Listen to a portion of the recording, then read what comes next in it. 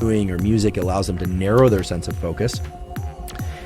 That's going to occur by activation of CB1 receptors in the so-called prefrontal cortex, which is just behind the forehead.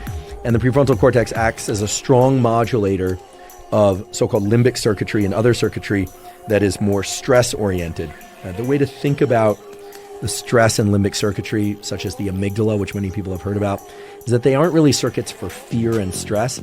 They are circuits that are constantly evaluating one's own internal state, heart rate, etc., and what's happening externally. And sorry to say, but the default of those systems is to detect danger, the sort of threat detection systems. And then the prefrontal cortex largely acts as a brake on those systems, sort of like the reins pulling back on a steed of horses that would otherwise just kind of take off.